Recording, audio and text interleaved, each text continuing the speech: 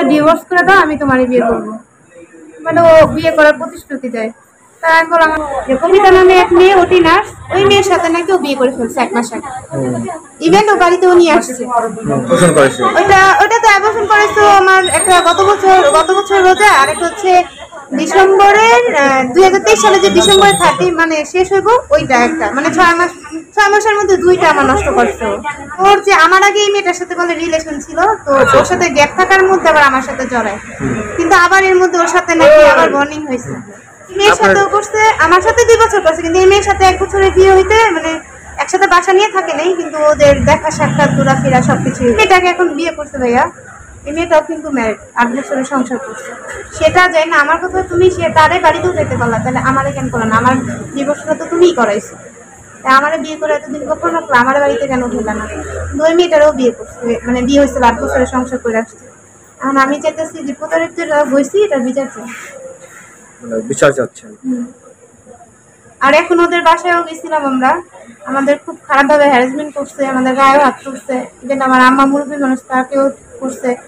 তারপর ওইখানেও মানে পালায় যায়, পুলিশ যেতে যেতে সাংবাদিকরা এখানে ছিল, তো অনেক এখন গ্রামের মানুষ আর কি সবাই জানাজানি হয়ে গেছে। সুপ্রিয় দর্শক, আসসালামু আলাইকুম।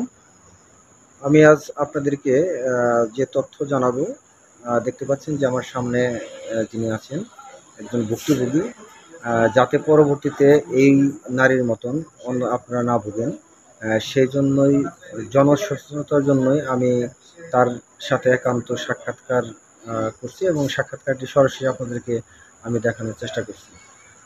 সুপ্রিয় দর্শক, আমি যে যার সাথে কথা বলছি আমি জিজ্ঞেস করব তার যে কাহিনী, সেই কাহিনীটি আপনারা জানতে পারবেন। আপু, আপনার নামটা কি? আমার নাম মোসাম্মদ রনক জাহান। আপনি কি করেন? আমি এখন আপাতত কিছু করতেছি না, কিন্তু আমি হসপিটালে জব করতাম, মেঘনা জেনারেল হসপিটাল, বাবুবাজার। ওখানে এন্ডোস্কোপি ডিপার্টমেন্টে নার্স হিসেবে ছিলাম। যে আপনার জীবনের উপর দিয়ে যে একটি ঝড় প্রবাহিত হয়েছে, এটার আসলে যে কেন্দ্রবিন্দু মানে কাকে নিয়ে, বা এইরকম আপনার জীবনে কেন এরকম হলো, এইটুকু যদি খুলে বলতেন যে তার নামটা কি? তার নাম হচ্ছে ফারুক আহমেদ রাজ। তার বাড়ি কোথায়? মানিকগঞ্জ, সাটুরিয়া। সাটুরিয়াতে। ওর সাথে পরিচয়টা কিভাবে হলো আপনার? ওর সাথে পরিচয় হচ্ছে আমার হসপিটাল থেকে। আমি ম্যারিড ছিলাম, তো ফ্যামিলি বিয়ে দেয়, ওইখানে আমার 1.5 বছর সংসার করা হয়। তো ফ্যামিলি কিছু প্রবলেমের জন্য মনোমালিন্য হওয়ার কারণে আমার ফ্যামিলি আমাকে আবার নিয়ে আসে। আসার পরে আমি একটু মানে মানসিকভাবে অনেকটাই সিক হয়ে পড়ি। সিক হয়ে পড়ার কারণে আমার বাসা থেকে বলে যে তুমি একটু বাইরে বের হও বা একটা জব করো, মানে তুমি নিজে ভালো থাকতে পারবা, ভুলে যেতে পারবা। মানে শখ বসে আর কি আমার জবটা নেওয়া হয়েছিল, শখের বসে। তো ওইখানে যে আমি হসপিটালে জব নিই, জব নেওয়ার পরে ভালোই যেতেছিল দিনগুলো। তো ওইখান থেকে ওই মানে ফারুক আহমেদ রাজ, ও হচ্ছে আবার ওই হসপিটালেরই হেড অফিসে ছিল।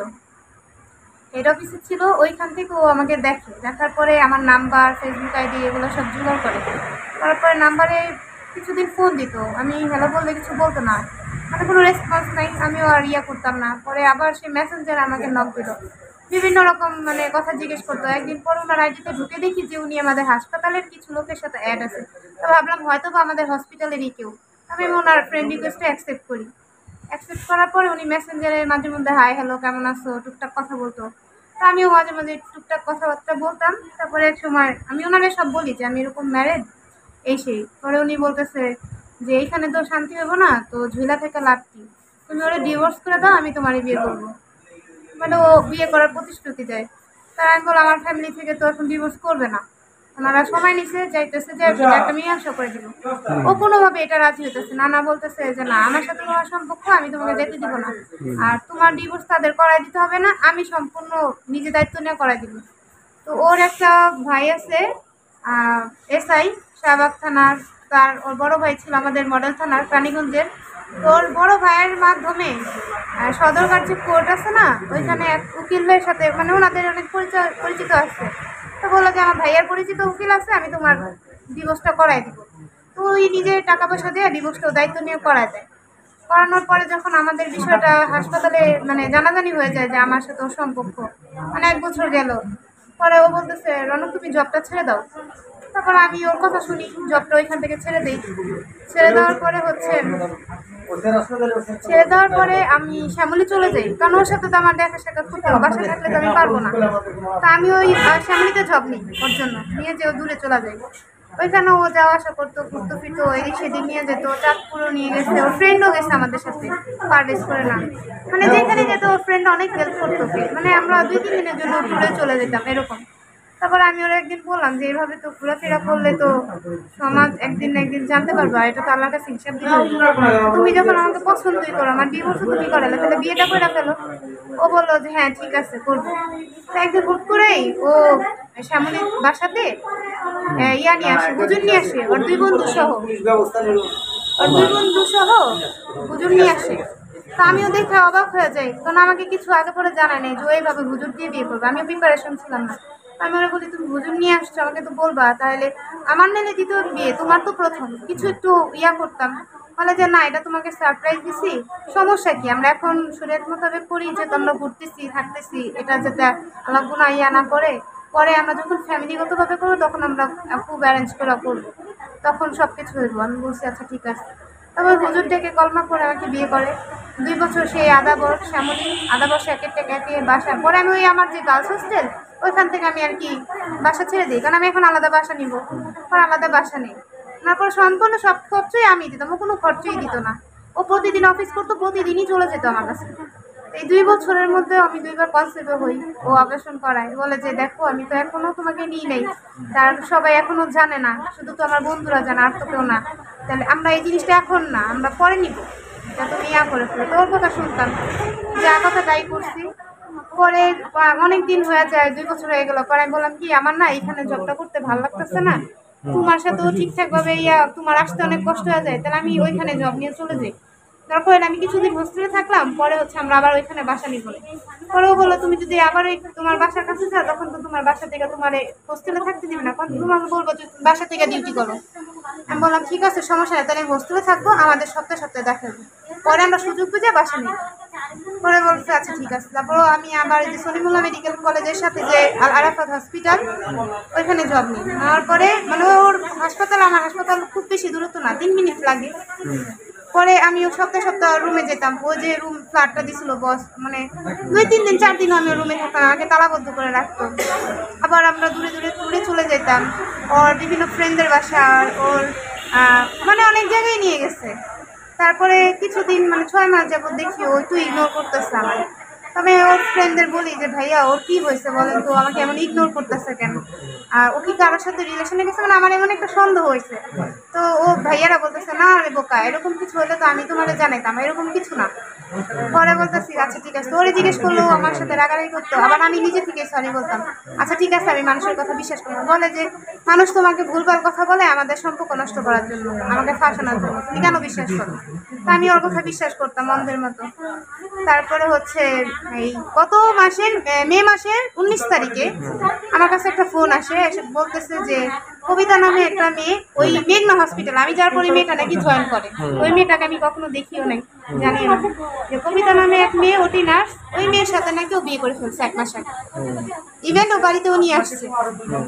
এই কথা শোনার পর ওকে আমি ফোন দিই, অনেক চিল্লাচিল্লানি ঝগড়া টগড়া, ও তখনও আমারে মানে কসম টসম কাঁপতেছে, কোরআন শরীফ ছুঁইতেছে, যে দেখো আমি কোরআন শরীফ ছুঁয়ে বলতেছি তেমন কিছু হয় নাই, এগুলো আমাকে ফাঁসানোর চেষ্টা হইতেছে, তুমি কেন বুঝো না।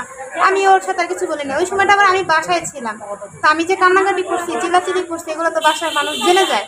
এখন আর আমি বাসায় আর কিছু গোপন করতে পারিনি, সব আমি বাধ্য হই বলে দেওয়াতে। পরে বাসার সবাইকে আমি বলে দিই যে আমার সাথে এগুলো এগুলো হয়েছে, আমি এই কাজ করছি। তারপর 20 তারিখে দুপুরবেলা আমার ফ্যামিলির মানুষজন আমার ওর হেড অফিসে, ওকে জানাই না যে আমরা আসতেছি। পরে ওইখানে যাই, ওইখানে যে 999-এ ফোন দিই, ওই 999-এ ফোন দেওয়ার পর কোটালি থানার যে পুলিশরা আসে, ওইখান থেকে ওনারা আসার আগে আগে ও পালায় যায়, যে ফোন নাম্বারটা অফ করে দেয়। অনেকবার ফোন দেওয়া হয়, ও ফোন রিসিভ করে না। তারপরে ওই অবস্থায় ওই হসপিটালও দেওয়া যায়, পুলিশ যায়, ওই হেড অফিসে যায়, হসপিটালও যায়। তারপর এখান থেকে চলে আসি, আমি তো খুব খারাপভাবে সিক হয়ে যাই, 2 সপ্তাহ হসপিটালে ভর্তি থাকি, মানে আমার উঠা দাঁড়ানোর শক্তি ছিল না, এমন খারাপ অবস্থা হয়ে যায়। কনসেপ্ট করছিলেন ওটা কি অপারেশন করেছে? ওইটা তো অ্যাবর্শন করেছে আমার একটা গত বছর রোজা, আর একটা হচ্ছে ডিসেম্বরের 2023 সালে যে ডিসেম্বর 30 মানে শেষ হইব ওইটা একটা মানে 6 মাসের মধ্যে 2টা আমার নষ্ট করছে ও। পরে হচ্ছে এই ও পালায় যায়, তারপর আমি হসপিটালে ভর্তি থাকি। বাসায় যখন আসি, বাসায় আসার পরে কিছুদিন পর লিলি নামে একটা মেয়ে আমাকে ফোন দেয়, মানে ওই মেয়েটা দ্বিতীয়। হ্যাঁ, এই যে মানে ওর যে আমার আগে এই মেয়েটার সাথে বলে রিলেশন ছিল, তো ওর সাথে গ্যাপ থাকার মধ্যে আবার আমার সাথে জড়ায়, কিন্তু আবার এর মধ্যে ওর সাথে নাকি আবার বর্নিং হয়েছে। তো ও বলতেছে আপু তোমার নামে এরকম এরকম শুনলাম, আমিও তো তোমার মতো এরকম ছিল, তো আমাকে 1 বছর ধরে এরকম বিয়ে করছে। আমার সাথে ওর সম্পর্ক অনেক আগে থেকেই, গ্রামের দিকেই, মাঝে অনেক কিছু হয়েছে, পরে আমি অনেক দূরে চলে যাই, ও আমার অনেকভাবে আবার কনভিন্স করে আবার আমার লাইফে ফিরত আসে। তো পরেও আমাকে আবার বিয়ে করে হুজুর এটা আমাকে তো সেমভাবেই করছে। পরে এইভাবে আবার একদিন ও আবার আমার নাম্বারটা রাখতে হচ্ছে, একদিন মনে হয় ওর রুমে ছিল, আমি তো আর সেটা জানি না, ও নাকি রুমে আসতো। তা আমি ওর তখনই তো ফোন দিতাম, ফোন দিতে পরে ও নাকি এবার করছে এই মেয়েটা, ওই তখনই ও চালাকি করে বলে আমার নাম্বারটা রাখছে। ও নাকি সন্দেহ করতো যে কিছু একটা আছে। তাহলে ও এখন সংসার করছে কয়জনের সাথে? এই মেয়ের সাথেও করছে, আমার সাথে 2 বছর করছে, কিন্তু এই মেয়ের সাথে 1 বছরের বিয়ে হইতে মানে একসাথে বাসা নিয়ে থাকে নাই, কিন্তু ওদের দেখা সাক্ষাৎ ঘোরাফেরা সবকিছুই হয়েছে। এখন আপনি কি চাচ্ছেন, যে থানায় আসছেন কি চাচ্ছেন? আমি এখন মানে এটার একটা আমার যে অধিকার সেটা চাইতেছি। আর আমি যে আমার সাথে প্রতারিত আমার করলো, আর যে মেয়েটাকে এখন বিয়ে করছে ভাইয়া, এই মেয়েটাও কিন্তু ম্যারিড, 8 বছরের সংসার করছে, সেটা যায় না। আমার কথা তুমি সে তারে বাড়িতেও যেতে পারলা, তাহলে আমারে কেন করলো না? আমার ডিভোর্সটা তো তুমিই করাইছো, তাই আমারে বিয়ে করে এতদিন কখন রাখলো, আমার বাড়িতে কেন উঠে না? ওই মেয়েটারও বিয়ে করছে, মানে বিয়ে হয়েছিল, 8 বছরের সংসার করে আসছে। এখন আমি চাইতেছি যে প্রতারিত হয়েছি এটার বিচার চাই। মানে বিচার চাচ্ছেন? আর এখন ওদের বাসায়ও গেছিলাম আমরা, আমাদের খুব খারাপভাবে হ্যারাসমেন্ট করছে, আমাদের গায়েও হাত তুলছে, যেটা আমার আম্মা মুরব্বী মানুষ তাকেও করছে। তারপর ওইখানেও মানে পালায় যায়, পুলিশ যেতে যেতে সাংবাদিকরা এখানে ছিল, তো অনেক এখন গ্রামের মানুষ আর কি সবাই জানাজানি হয়ে গেছে। তাহলে ও একই সাথে 3 জনের সাথে সংসার করছে, আপনি যাকে ভালোবাসছেন 3 জনের সাথে। Thank you.